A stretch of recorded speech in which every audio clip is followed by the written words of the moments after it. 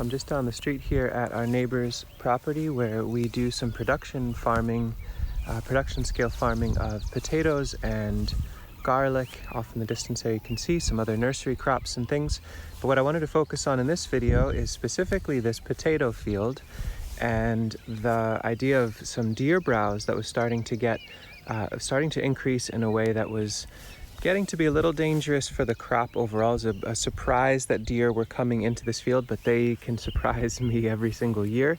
And a very, very low cost, very fast approach that has so far deflected them 100% and is really accessible and really easy. I'm going to share notes on all that in this video, so stick around.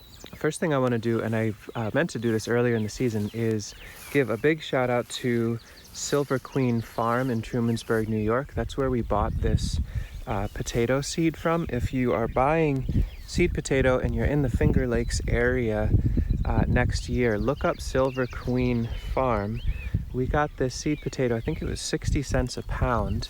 It is not certified organic, but they do a pretty nice job of the way they farm, and pretty much 100% of the seed is growing in beautiful ways here. Our intent is to have these potatoes grow for the season, to hill them really thoroughly, keep up with the weeds, which I think we've been doing an okay job, and harvest in the fall with community and have these all be for donation and leverage the work that they've done to have extremely fluffy, weed-free garden beds to plant garlic into next year, so we can rotate out of that field and into this field. But I'm off on a tangent here. Let's get back to the issue at hand. So these potatoes came up very nice and strong early in the season. We're growing beautifully. We were starting to do some hilling work. You can see little potholes here. They were doing this all by hand since we planted a little close. Digging with the shovel wherever there's weeds, putting them next to the plants. And so luckily we're here frequently enough to start seeing issues when they arose. You can see here we are in the southeast corner and it's spotty. The potatoes all of a sudden look really weak. Well, about a week, maybe 10 days ago, when I was coming in and hilling, I was surprised to see there was some pretty intense deer browse just beginning. Now, they've rebounded extremely fast, so that's the good news. I think once you observe deer browse, if you catch it early enough and you stop the deer browse, then the plants can recover. I think they'll be in a great way. But the solution looks like there's next to nothing here, but we actually have a fence around this whole space. Let me show you some details. Now, I'm not going to make an argument that this sort of fencing is superior to orchard fencing or some sort of higher level investment. In fact, if you were going to be committing a landscape to a no-till permanent agricultural system, I don't think I would mess around with this. I would actually invest in better fencing potentially. But to get through a season, this is so far doing incredibly well.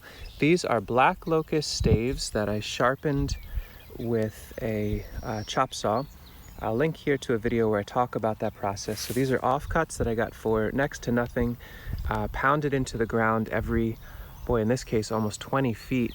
So very, very low density of these staves. That took about a half hour to get them, maybe 20 minutes to get them around the boundaries of this space. And then I simply took 30-pound test monofilament fishing line and wrapped it around at about 12 to 18 inches off the ground and about 36 inches off the ground. So foot to a foot and a half and around 3 feet. There's 2 strands of it. I tried to get it as taut as possible, and I went around each stave a number of times so that if a deer does blast through this accidentally and it breaks the line, I'll have a little bit of extra material so I can tie it again and repair it. But so far they haven't gotten through this at all. So since I made the staves myself out of hardwood offcuts, so wherever you are, maybe there's a lumber yard that has offcuts you can run through a table saw, or you can of course buy metal posts and do that. So it's going to be more expensive. You may consider buying metal posts and pounding them in and starting with the fishing line, and if that doesn't work you can add electric or something else, but at least you can save some money and get things going right out of the gate in a simple way. Here we have our access, so we've got a space on the south side and one on the north side, and our fencing is just an old compost ring, which is kind of a weird, awkward shape. Deer, even though it's only about 2 feet tall, deer are not going to be able to jump in again. So this was laying around. It was easy enough to throw out into the field here. And so we have an easy way to move that when we need to get into the space. And yeah, the fishing line is up. I'm going to guess it was about $5 or $10 worth of fishing line. Stakes that we can pull out in the fall and reuse elsewhere, store them for the winter. And I'm going to work on a very simple spooling system that attaches to a drill. So in the fall, I can reclaim all of that fishing line and put it away for the winter and use it again next year. Our neighbor put these guys up. I like the vibe of them, but I don't think they did all that much to keep the deer away. But I certainly will leave them because I kind of enjoy seeing them in the field. What's going on, soccer man?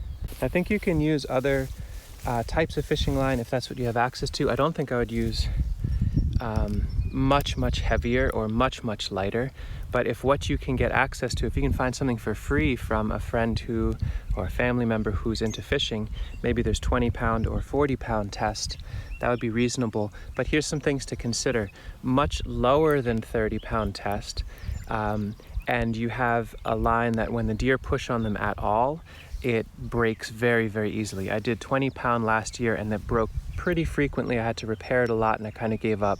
Much higher weight, 40, 50, 60-pound test, and all of a sudden you have a material that if they walk into it, it won't break at all, and they may get tangled into it and injured, and there's no point in setting something in motion that's going to hurt a wild animal. I should mention another layer of fencing or deflection that has been set in motion, but it takes a while to get there.